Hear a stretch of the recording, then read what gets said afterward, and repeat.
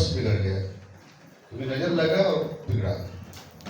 समानों पर होता है। आप टीवी लेकर आए, पता चला कि वो कुछ दिन में खराब हो गई।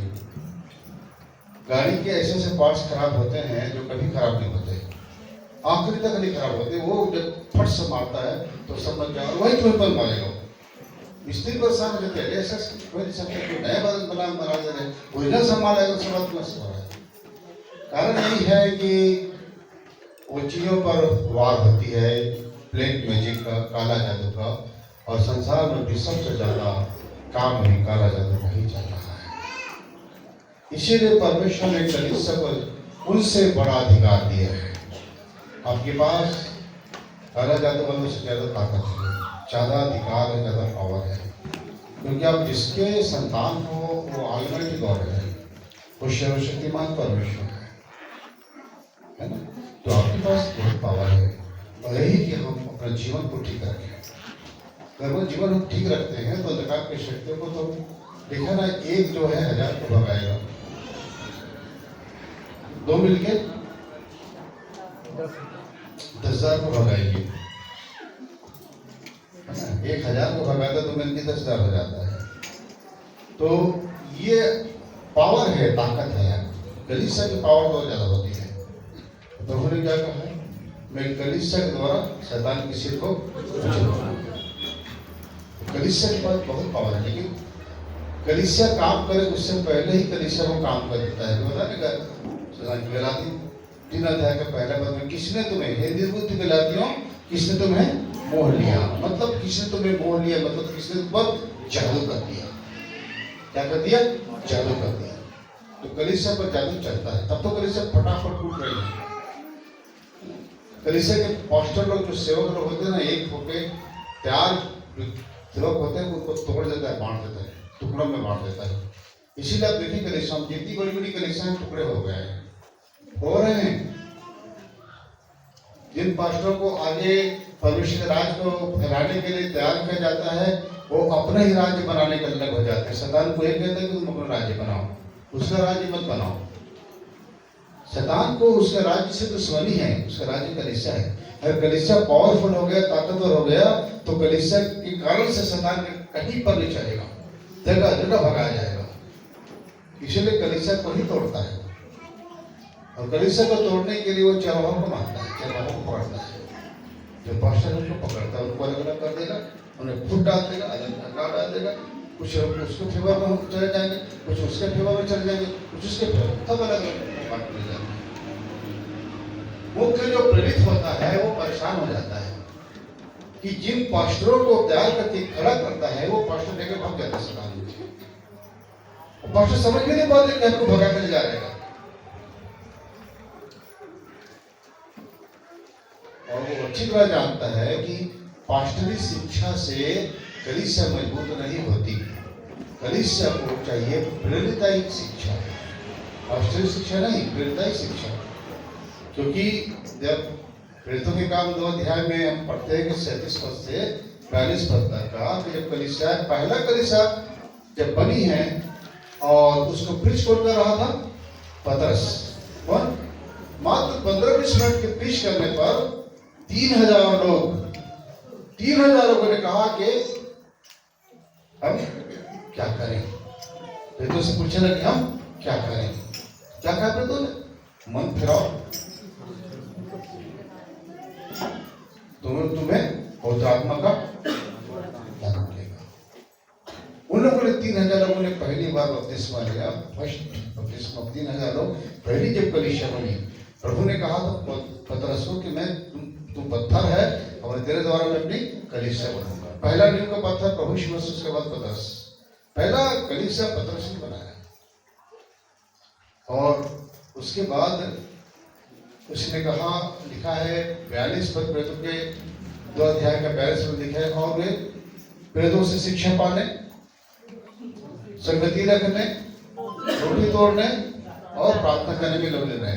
4 बातों में कलीसिया, 4 खंभे में टिकी है कलीसिया। पहला प्रेरितों का शिक्षा, दूसरा संगति। किसकी संगति? आपस की संगति। कलीसिया संगति, आपस की संगति। दूसरी संगति है। तीसरा रोटी तोड़ना, मतलब मेज, प्रभु के भय बीज। आप मेज जो है वो मेज अपने जो लोगों के साथ जो मेज होती है, कलीसिया में जो मेज होती है, चर्च में जो मेज होती है, अलग होती है, उसमें आपको शिक्षा मिलती है और प्रभु की उपस्थिति से। तो मेज और उसके बाद प्रार्थना करना, ये 4 खंभे हैं। तो परमेश्वर का वचन में ये क्यों नहीं लिखवाया कि पास्टरों से शिक्षा पाना, क्यों लिखवाया कि प्रेरितों से शिक्षा पाना, क्यों? प्रेरित कलीसिया होता है, बनाने के बाद होता है बिल्ड करना, पूरा मकान न्यू डाल कर नहीं, पूरा बिल्ड करता है, पूरा मकान बनाता है, स्थापित करता है। प्रेरित के पास है, उसको अच्छी तरह से मालूम है कि वो कहां तक है। पास्टर का काम है चरवाहे का ऐसा करके झुंड को बटोर के रखना का काम है, झुंड को बटोर के रखना और थोड़ा थोड़ा चारा सबको खिला देना, ये पास्टर का काम है। पास्टर शिक्षा वो नहीं होती है, वो प्रेरित देता है। प्रेरित के पास बहुत सारे वरदान होते हैं, शिक्षक का होता है, पासवान का होता है, समाचार प्रचार का प्रचारक का होता है। ये देख रहे 5 है, 5 फोल्ड मिनिस्ट्री कहा जाता है, 5 प्रकार की सेवा। 4 अध्याय में लिखा है कि 5 प्रकार की सेवा। ये देखो, पहला है, ये क्या है? प्रेरित। अंगूठा क्या है? ये उंगली क्या है? भविष्यवक्ता। ये क्या है? भविष्यवक्ता। दूसरा वरदान भविष्यवक्ता। तीसरा शिक्षा की बात की, शिक्षक। एक कड़ी है, सबसे लंबी होती है, इधर उधर नहीं होती है, ठीक है ना। ये शिक्षक लोग क्या होते हैं? खरा खरा बोलते हैं, थोड़ा सा बर्दाश्त नहीं करते। और शिक्षक के पास क्या होता है? एक वचन को, एक शब्द को 5 घंटे बोलेगा, टॉपिक पर 10 घंटे बोलेगा, और प्याज की छिलके की तरह परत परत परत निकालते जाएगा, अंदर में जाएगा। वो है गिफ्ट है शिक्षक का। शिक्षक का गिफ्ट अक्सर आप पाओगे तो प्रेरित के पास मिलता है। और ये क्या बोलते हैं, आपका शिक्षक है, और उसके बाद एक पासवान है, पास्टर है। पास्टर मतलब पासवान मतलब चरवाहा, पास्टर। ये अनामी कंपनी जो है, ऐसे देश में उंगली को मुट्ठी पहनाते हैं, इसका संबंध यहाँ से। पासवान का जो संबंध होता है अपना कलेक्शन से होता है, मतलब कलेक्शन को समझता है। और ये समाचार प्रचार सबसे छोटा वाला है, ये सबसे छोटा वाला, सबसे छोटा, सबसे तेज, और सबसे ज्यादा वरदान इसी के पास, सबसे ज्यादा ये चंगाई का वरदान, सामर्थ्य काम का वरदान है ना, इसके पास होता है। आश्चर्य कर्म, सामर्थ्य काम, चंगाइयां अक्सर सबसे छोटे उंगली वाले जो प्रचारक होते हैं उनके पास होता है। जितने विश्व में बड़े बड़े प्रचारक हुए हैं वो सुसमाचार प्रचारक ही थे। आपका डॉक्टर टीजीएस दिनकरण भी प्रचारक ही हुआ, आज वो उनके पास है। और आपका वो मान के जितने आदमी को पास्टर लिखा करेंगे, ये सब प्रचारक के पास बताने लगे। फिलिपियस को हम देखते हैं प्रेरितों के काम में, वो सुसमाचार प्रचारक था, लेकिन उसके पास क्या था? जबरदस्त सामर्थ्य उसके पास। तो 5 फोल्ड मिनिस्ट्री में ये अंगूठा एक तरफ और 4 तरफ। बिना अंगूठे का आप इन चारों में से कि इसको उठाओ तो चलो चारों में से उठेगा ये पंजा हो जाता है ना, ये पंजा, ये अंगूठा बिना अंगूठे का। इसीलिए तो मैंने बताया ना एक बार, वो उसमें अपना महाभारत में ना द्रोणाचार्य ने जो अंगूठा मांग लिया है ना, अंगूठा मांग लिया था ना, उस शिष्य का जो बेचारा अपना ही प्रैक्टिस किया था, बिना उसकी शिक्षा दिए, उसको अपना गुरु बनाकर देखा कि मेरा चेला अगला वाला इससे ये ज्यादा बढ़ जाएगा, तो उसने अंगूठा मांग लिया। मान जान गए बिना अंगूठे क्या कर लेगा अभी, है ना, ये अंगूठा ऐसा दबा के तो क्यों चलता है, अब यही मांग लिया ऐसा करके चलने लगा। इसमें उतना ताकत कहाँ है, इसमें समझ रहे हो? शैतान इसी दर्शन को हटाता है उन सेवकों के दिमाग से और को उड़ा ले भागता है। खुद नहीं समझते कि शैतान को उड़ा ले गया है, जो कि उड़ा ले जाता है। इसीलिए कलीसियाओं की टूटना आम हो गई है। स्वार्थ बहुत हो गया है, लोग अपना राज्य बना रहे हैं, परमेश्वर राज्य नहीं बना रहे हैं। मैं इन 38-40 सालों में सेवकाई से लाखों लोग प्रभु आए। कहाँ है, कहाँ है?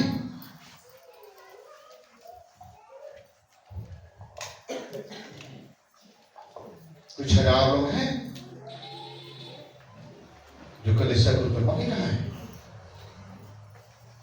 तो प्रभु समझ उनको चंगाई देने ही थोड़ी आए थे, तो वो तो मोक्ष के लिए आया ना, मुक्ति के लिए आया, निर्वाण के लिए आया, उद्धार के लिए आया, वो दे रहे हैं। चंगाई तो अपने प्रेम निकाल देते हैं कि चलो ये मुझे जान जाए तो जाए। अगर आप केवल चंगाई के लिए ही अगर यहाँ पर आ रहे हो ना, तो वचन क्या कहते? प्रेरितों के काम में क्या लिखा है? 15 अध्याय का कोई शब्द है? 19 सॉरी 15 का 19 में क्या लिखा है?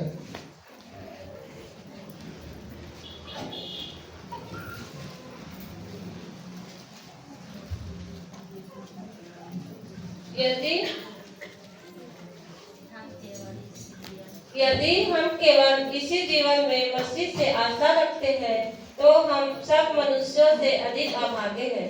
इसी जीवन में यदि हम मसीह से आशा, चंगाई पाने का, आशीष पाने का, ये बच्चा पाने का, घर पाने का, नौकरी पाने, केवल इसी जीवन में मसीह से आशा रखते हैं तो हम सब मनुष्यों से ज्यादा अभागे हैं। क्योंकि मसीह यीशु ये सब देने नहीं आया था, वो हमें देने आया था मुक्ति, मोक्ष, उद्धार, अनंत जीवन, कभी ना खत्म होने वाला परमेश्वर पास। हालेलुया। और इब्रियों आज शशांक ने बताया है कि इस तरह से बुरी नजर हमारे जीवन को क्या करती है? खत्म करती है। देखिए, नजर के बाद आता है विचार, आता है। आदमी आंख से देखता है और इसमें क्या करता है? विचार करता है। जब इसमें घर बना लेता है तो फिर गुलाम बन जाता है आपका। अगर इसमें देख रहा है और इसमें नहीं आ रहा है, मतलब वो इतना ज्यादा, वो व्यक्ति अगर है सब परिस्थिति की, अगर इसको देखने के बाद भी उसने उसको विचार नहीं किया, उसने मेडिटेशन नहीं किया, उसने इसमें नहीं बना के रखा, तब तो ठीक है। और अगर देखने के बाद में फिर अभी क्या करता है? विचार नहीं करता, अंदर की आंख से देखने लग जाता है। इस आंख से देखने के बाद अंदर से आंख से बस जाता है अंदर में। ये मन क्या बोलता है? प्राणी में जो मन क्या बोलता है? आपको क्या देख रहा है? आप बोलते बड़ा सुंदर चीज देख रहा हूँ, तो मन क्या बोलता है? सेंड कर। तो मन, आंख जो है मन को सेंड कर देता है। तो फिर मन अब खूब ना आंख बंद कर मैं देखता हूँ, फिर आंख बंद है, अब ये मन की आंख से वो देख रहा है उसको, ठीक है ना? पहले इससे देखा था, अब किससे देख रहा है? हाँ, बिस्तर में खटिया सो इसमें देख रहा है। अभी प्लानिंग बना रहा है, फिर प्लानिंग कैसे पाऊं? इसका इससे बहुत ज्यादा जुड़ा हुआ है और इससे अंदर मन से, ठीक है ना? ये सही बात है कि कोई चीज देखने के बाद में अगर हम गलत देख रहे हैं तो अवश्य है जो मन पर बुरा असर डाल सकता है, विचार पर डाल सकता है, और उसको गुलाम बना सकता है। बार बार उस चीज को देखने की इच्छा होती है। हालेलुया। तो प्रभु का धन्यवाद हो। देखिए क्यों, अगर आज शशांक ने आपको बताया कि जितनी भी चीजें हैं बुरी नजर का, जो आपके जीवन पर क्या क्या चीजों पर प्रभाव पड़ता है, उसे सब लाइट प्रकाश डाला है ना? कि आपका, हाँ, अगर किसी स्थान पर जैसे आप जाते हैं आप और उस स्थान पर अगर डेविल की चीज है तो आपका सर में प्रभाव लगेगा, सर दर्द होने लगे। कोई जगह जाने पर तो समझ जाओ जगह ठीक नहीं है, यहाँ पर चीज का काम है। या फिर आपको भय भय भय भय लगेगा ना, तो समझ जाओ कहाँ पर है। भारी भारी लगेगा आपको शरीर, तो समझ जाओ पर कोई चीज है, वो घर में वो चीज कुछ है वहाँ पर। और कभी कभी आपका पैर हाथ ठीक से नहीं ऐसा पड़ेगा, इधर उधर होने लगा, आपको ऐसा लगे जैसे गिर जाऊंगा, तो समझ जाओ प्रहार कर रहा है।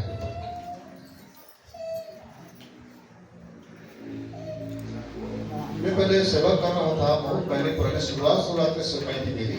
यहाँ पर दुर्गा प्रसाद साहू थे, यहाँ पर क्या बोलते खोखरी में। वहाँ जब जाता था, इतना बड़ा गढ़ था वहाँ पर, तो जब उनके साथ टहल करके शाम को लौटता तो मुझे घर तक आना उनका बहुत मुश्किल हो जाता था। इतना भयंकर प्रभाव मुझ पर डालते थे लोग कि मुझे रुक जाना पड़ता था। साहू जी पूछते कैसे खड़ा हो गए, थोड़ा सा वो इतना पूरा प्रभाव डालते थे, मैं चलते चलते रुक जाता था बिल्कुल। मैंने एक एक कदम मुझे चलना मुश्किल था, बहुत मुश्किल से उनको साथ धीरे धीरे जा पाता था। इतना प्रभाव से मुझ पर डालने लगा क्योंकि अकेला था। ऐसा सेवा में दो मिलकर जाना चाहिए, पर कोई मेरे दूसरा साथी नहीं थे। ये नहीं शुरुआत किया तो बोलो आपके साथ तो खैर परमेश्वर हैं, परंतु मैं जहां जाकर उनके उस जगह पर बाइबल लेकर जहां बैठा उसका क्या कहते थे, फिर उनके साथ संगति प्राप्त, मैंने उस परिवार को निकालने में मुझे बहुत परिश्रम करना पड़ा। और शुरुआती सरप्राइज थी, मेरे पास उतना अनुभव नहीं था, मेरे पास उतना और सामर्थ्य की भी कमी थी, प्रार्थनाओं की भी कमी थी, है ना। धीरे धीरे धीरे धीरे जब उसमें बढ़ता गया, फिर ताकतवर होता गया, तो सिद्ध बढ़ गया। फिर हमारा प्रार्थनाओं का युद्ध का आत्मिक युद्ध के तरीके जान गए, कैसे युद्ध करना है। ये सारी बातें होती क्यों, लेकिन आपको भयभीत होने की जरूरत नहीं। केवल अपना जीवन ठीक कर लीजिए, सच्चे पश्चाताप करिए और इतना जानिए कि आपके कर्मों का जो आपने जो कर्म किया है उसका माफी नहीं होता है, भोगना पड़ता है। परमेश्वर भी मजबूर है आपके कर्मों को, बुरे कर्मों को माफ नहीं कर सकता, क्योंकि न्यायी है, उसको दंड देना ही पड़ता है। इसी कारण से उसने देखा कि मैं अपने बच्चों को बचा नहीं सकूंगा, क्योंकि उनके बुरे उनको पाप करा के शैतान को ठगवाता है। अब मुझे न्याय होने के नाते अपने ही बच्चों को, अपने संतान के बनाए उनको दंड देना पड़ता है। इसीलिए परमेश्वर ने यीशु मसीह को भेजा, अपने पुत्र को भेजा। और पुत्र क्या है, उसका अंश है, पितावन से निकला है, पिता से निकला, वो आया इस पृथ्वी पर। तो वो आया तो यीशु मसीह ने आपके पापों को क्या कर दिया, क्षमा कर दिया। हम सब के पापों क्या किया है, नहीं किया है।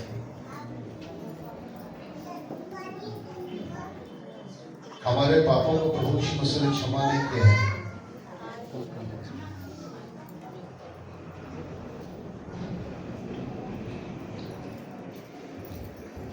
पाप क्षमा होता ही नहीं है। जो कर्म आपने कर डाले ना, जो दंड धारा 302 के तहत मृत्यु, जो आपने मृत्यु दंड आपको मिलेगा वो मिलेगा ही। जितनी भी धाराएं उनके बीच जो दंड है वो मिलेगा ही। विधि के विधान को मिटा सकते नहीं, कि प्रभु यीशु मसीह मिटा कैसे, हमको क्षमा नहीं किया, हमारे पूरे कर्मों को खुद क्या किया होगा। आप कैसे कह रहे क्षमा किया, क्षमा नहीं किया है, उसने मेरे और आपके अधर्म को, गुनाह को, पाप को, बुराई को अपने ऊपर लेकर क्रूस पर, देखो जो 39 कोड़े खाए, संसार के जितने मनुष्य के पाप थे उतने पाप को 39 कोड़े में समेटा है उसने। 39 कोड़े में उसने लिया है, तो एक एक कोड़ा कितना ज्यादा तकलीफ दे होगा, जो सारे मनुष्यों का दंड अपने को ले रहा था। जो कीड़े थे ना, जो कांटे थे, वो सारे हमारे बुरे विचार थे। हमारे हाथों के गंदे पाप, हमारे पैरों के गंदे पाप जो थोड़े किए, हमारे गंदे हृदय जहाँ पर भाला मारा गया। देखो वो जो उठाया है, हमारे पापों को, हमारे गुनाहों को जो दिया है, क्षमा नहीं, लेकर लेने के बाद पिता से कहा कि ने क्षमा कर। हमारे कर्मों का दंड को अपने पर लेने के बाद भोग लिया पूरा, हमारे कर्मों के दंड को भोग लिया पूरा क्रूस पर। उसके बाद पिता से कहता है कि इन्हें क्षमा कर, इन्हें मत मार, मैं ले रहा हूं इनका। और धर्मों के तमाम और धर्म है, उनके अनुसार मनुष्य जो है कर्मों का दंड भोगने के लिए बार बार इस पृथ्वी पर आता है, बार बार आता है, कई बार जन्म लेता है। ऐसा है ना, है कि नहीं है? जितने भी धर्म है, सनातन धर्म है, हिंदू धर्म है, बौद्ध धर्म, जैन धर्म, सिख धर्म, जितने भी धर्म है और उस धर्म है, वो यही बताते हैं कि मनुष्य एक बार में लाखों बार जन्म ले चुका है और वो अपने कर्मों को भोगने के लिए आता है। उसी के भाग, उसके कर्मों का सारा प्रारब्ध बनता है, भाग्य बनता है और यहाँ पर उसको भोगता है और फिर नया कर्म और बना लेता है और उसको भोगने के लिए फिर आता है। यही है ना। लेकिन जो तीन जो धर्म है, ज्यूस मतलब यहूदी, क्रिश्चियन और मुस्लिम, ये जो तीन धर्म है वो पुनर्जन्म को नहीं मानते। वो किसको मानते हैं? पुनरुत्थान को मानते हैं। किसको मानते हैं? पुनरुत्थान को मानते हैं।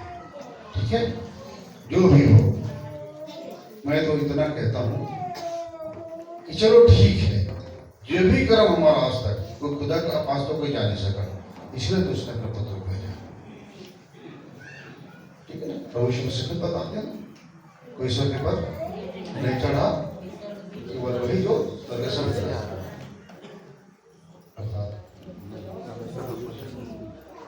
परमेश्वर के पुत्र, तो क्यों वो ही चढ़ा है, कोई नहीं जा सका, इसलिए आया और मेरे और आपके गुनाहों को अपने ऊपर उठाकर पिता से कहा कि आप क्षमा कर। क्षमा कौन किया? पिता ने किया।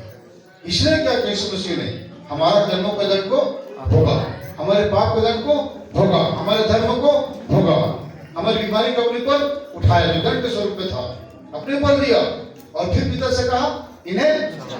तो जो भी क्रूस के पास आता है या के पास आता है, वो उसके द्वारा दंडित नहीं किया जाता, उसकी लाठी वहां पर रुक जाती है। यहाँ पर क्रूस के पास वो नहीं मानता, क्योंकि किसी ने उनके पाप को उठा लिया है।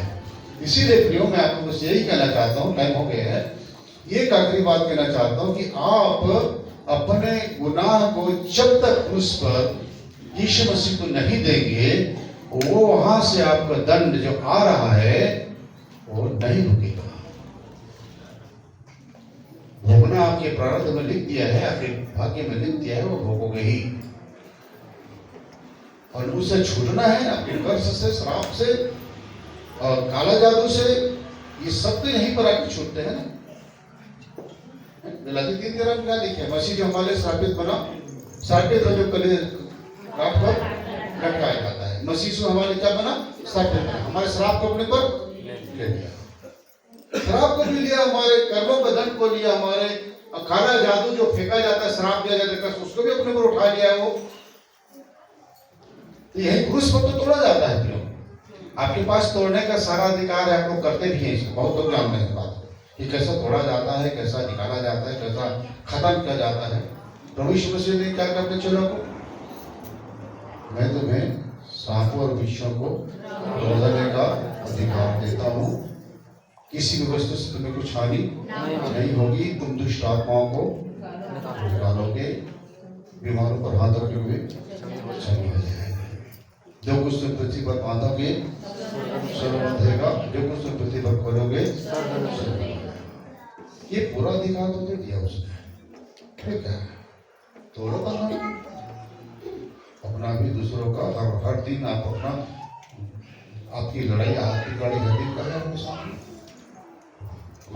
काला जादू ये तो है अपना, वो लोग काम करते हैं, आप अपना काम करें।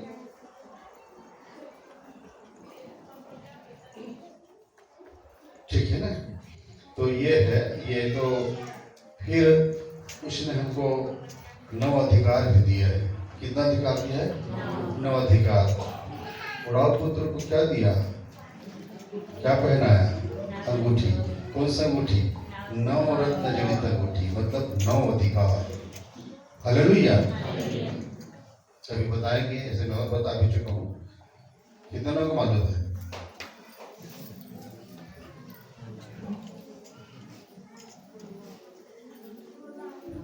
नौ अधिकार मालूम है? मालूम है? मालूम है 9 अधिकार?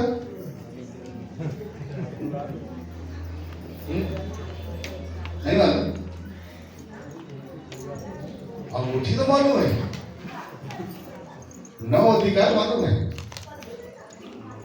नहीं, चलो कोई बताएंगे। खेले पे। तो मैं आपको ये कहना चाहता हूँ कि जब तक आप पश्चाताप नहीं करोगे, जैसा सांग बता रहा था कि बुरी नजर होता है तो खुजली आ जाता है, तो खुजली आ जाता है तो क्या करो, क्या बताएं, खुजली हो जाता है। सबसे पहले एंटी एलर्जी खा लेना भैया, जितना भी आता है वो नाना बड़ा है ना, वो सब खा लेना, एकदम से डॉक्टर के पास मत आ जाए कि तुम्हारा कुछ नहीं। आगे नहीं बताया कि सिर दर्द होता था, सबसे पहले टेबलेट खा लेना, उसके बाद सिर दर्द ठीक नहीं होता तब डॉक्टर के पास आना। तो मैं फिर बता दे रहा हूँ, ठीक नहीं होता तब भी मत आना, पहले मलेरिया टाइफाइड का टेस्ट करा,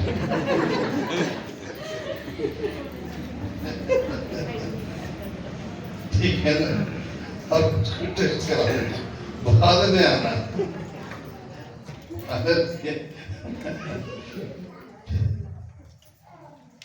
बहुत सारी बातें हैं,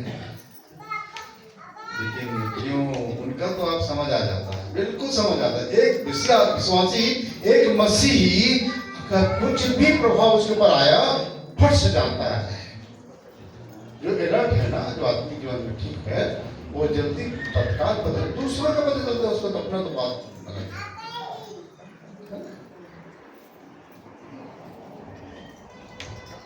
वो तो आपके ऊपर प्रभाव आया है और आप मेरी करीब आएंगे तो मुझे पता चल जाएगा आपके ऊपर क्या प्रभाव आ गया।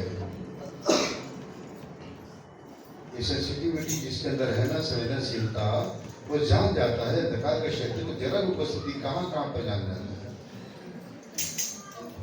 उन दिनों में रात भर बाइबल में रहता था, प्रार्थना में रहता था घुटनों में, और जहां भी मैं निकलता था, कहाँ पर दुष्ट आत्मा है ना, मैं पूरी दुष्ट आत्माओं को देख लेता था, पूरा दुष्ट आत्माओं का कहाँ पर। मैं तो मोटरसाइकिल में चलते चलते मुझे दुष्ट आत्मा समझ आ जाती थी, यहाँ पर इस जगह पर, इस जगह पर। और मेरे ऊपर परमेश्वर को आत्मा का सामर्थ्य होता था। तो मुझे जब दुष्ट आत्मा वाले लोग आते थे या उनको दिक्कत, मुझे ऐसा लगता था मैं ऐसा करके उनको क्या कर दूंगा, मसल दूंगा दुष्ट आत्मा। इतना ज्यादा मेरे ऊपर संभाल नहीं पाते, इतना सामर्थ्य मतलब मेरे ऊपर करता था कि मैं उनको क्या कर दूं, मसल दूं। और वहां दिनों में हाथ नहीं लगाता था मैं किसी दुष्ट आत्मा वाले को, वो फटाफट गिरा निकलना लग जाता था। पास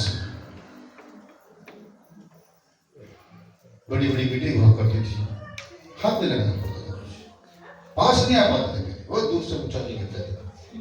वो सामर्थ्य आती क्यों, जितना ज्यादा प्रार्थना करो, जितना ज्यादा वचन पढ़ो, दो चीज, प्रार्थना वचन, अपने जीवन की तरफ भर दो, देखना आपके पास फट फट गिरेंगे।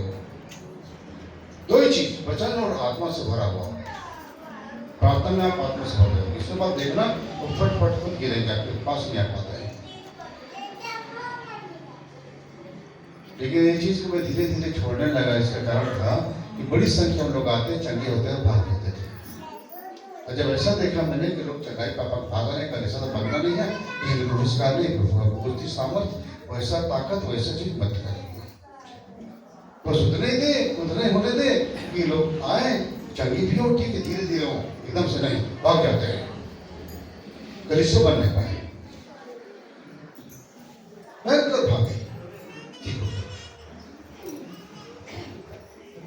ढेर सारे पागल गलिया वाले लगे लगे पागल बुलाते थे, मिर्गी वाले बुलाते थे, भयंकर दुष्ट आत्मा बड़ी बीमारी बुलाते थे। और चंगाई देखी मैं बहुत खुश होता, चलो इतना लोग चंगे हो रहे, मुझे क्या मालूम, जोश था पहले, बिल्कुल होश नहीं था, वो होश बाद में देखा कलिसिया नहीं बन रही, मैं प्रेरित हूँ, मुझे बड़ा भाग दिखा बनाया गया है। क्यों, आपके पास वो है, लेकिन आप उपयोग करें, आप दरअसल उपयोग नहीं करते ना, अधरों को बांधने का, तोड़ने का, छोड़ने का, उनको ठोकने पीटने का आप नहीं कर रहे हैं काम। जो लोग कर रहे हैं बिल्कुल मस्त है, बढ़िया है, डेली करो ना, डेली प्रार्थना करें। अगर बना सके तो अगले संडे बताऊंगा मैं कि आपको डेली ड्यूटी की प्रार्थनाओं को, अपनी सुरक्षा को, कैसे अपने आप को कैसे सुरक्षित करना है, फिर वार कैसे करना है ना, फिर दृष्टि कैसे करनी है, अपने संसार से सब अगर बताऊंगा। ठीक है, चलिए।